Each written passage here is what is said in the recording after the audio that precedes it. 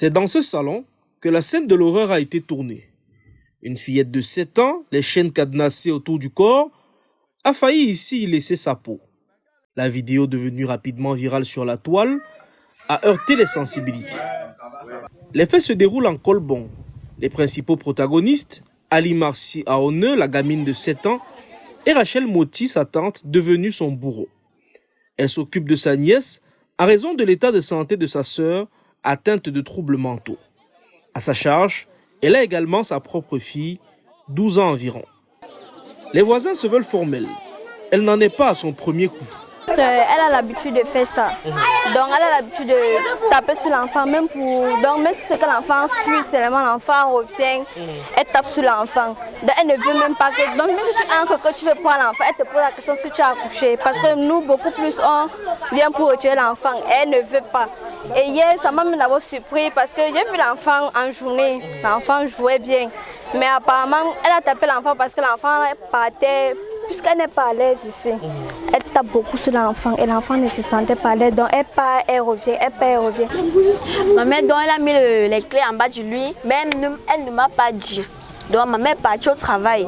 C'est quand j'ai expliqué tout, ma mère est rentrée. Ma mère dit que hey, j'ai oublié de te dire. J'avais gardé les clés en bas du matelas. Elle voulait te dire que après tu vas prendre, tu la détaches avant que je ne rentre. Qu'est-ce qui s'est passé? Elle avait tapé la petite fille là, jusqu'à tout son dos avec la blessure, ça poussait.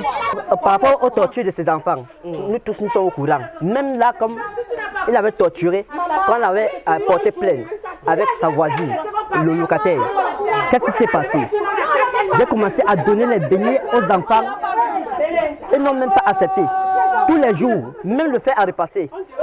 Ils voulaient repasser même sa fille. Pour cette fois, elle reproche à la gamine d'avoir tenté de s'échapper. Victime d'actes de violence répétés, la petite Marci avait quitté la maison quelques jours plus tôt pour trouver refuge dans le domicile d'une de ses camarades de classe.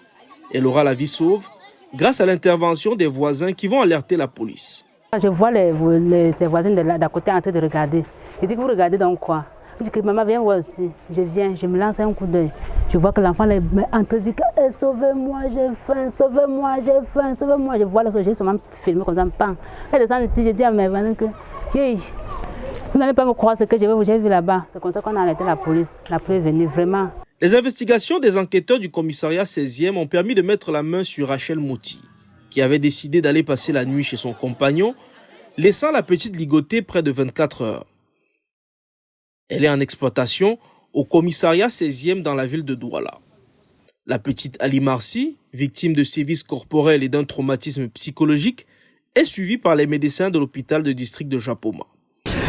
Nous avons reçu une fillette dans l'ensemble présentant des signes évidents de maltraitance, des sévices corporels, qui avait une certaine évidence de chronicité, donc avec tous les éléments portant à croire qu'il ne s'agissait pas d'un événement ponctuel. On avait certes des douleurs généralisées, des contusions multiples, mais avec des marquages corporels qui montraient une certaine répétition dans les sévices reçus, avec un état général plutôt moyen.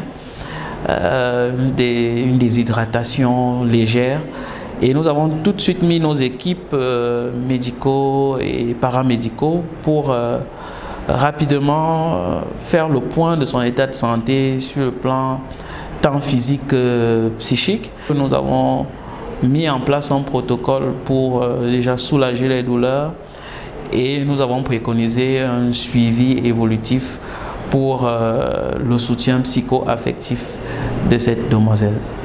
Le ciel gris qui recouvre un Kolbong ce soir se referme avec son lot d'interrogations.